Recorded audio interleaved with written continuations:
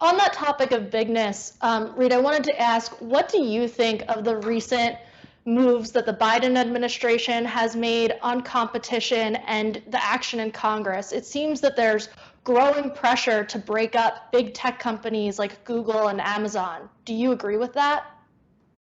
Well, fundamentally, no. I think that I don't agree, and I think the reason is just that I was just describing, is that the key thing is to say, well, what do we have? We have these large companies that are investing billions and billions of dollars in new technologies.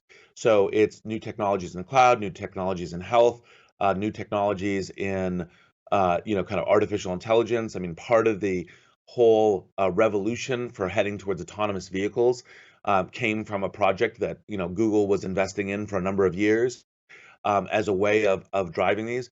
And the outcomes that people are hoping for in the antitrust outcomes won't happen. So you say, well, if we do a breakup, we'll have better privacy. Well, that's actually almost certainly not the case. If you want better privacy, you actually need to have a larger enough scale company that can invest in the kind of privacy that you think we should have versus a number of small companies competing with each other.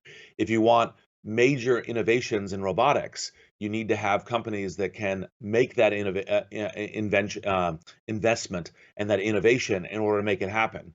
And so I think that the notion of we should be breaking up these companies is bad from an innovation standpoint and from a benefit to society standpoint.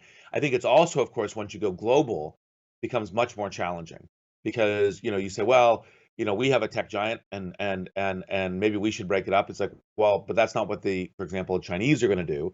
And so you say, well, where would you like the autonomous vehicles technology coming from? Or who would you like to have leadership in artificial intelligence and then the investing in it's generally speaking like 5+ billion, sometimes $10 billion a year in these technologies. Well, it's the large scale companies that can do this. And so that's part of the reason why I'm like shape and make it as good outcomes for society, but not an antitrust action.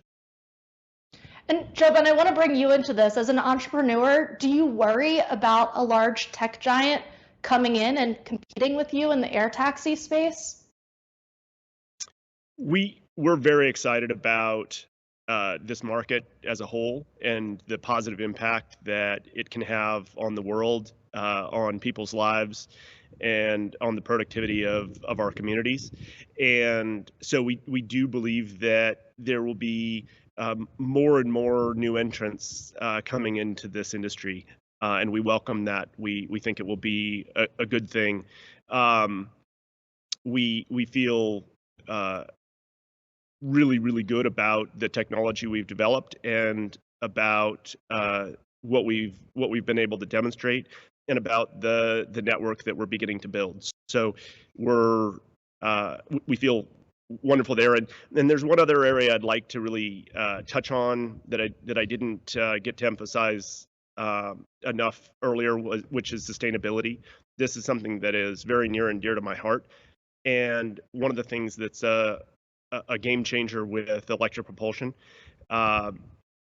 It allows us to build aircraft that are zero emissions, and our goal is to apply this technology to a whole range of different aircraft missions over time, and to extend the capabilities of the aircraft that you see behind me to serve a larger and larger swath of missions to make all of those zero emissions.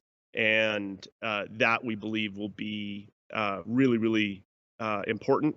Today, aviation's CO2 emissions represent about 3% of total global CO2 emissions, but because air travel is growing so quickly, it's expected to triple in the coming years.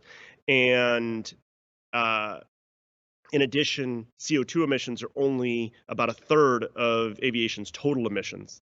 So if you look at all of the emissions, all the climate change that's driven by aviation, CO2 is just a small piece. And So it's really essential that as a community, and as engineers, that we develop the aircraft that will make aviation a zero emissions industry, and that's core to our mission.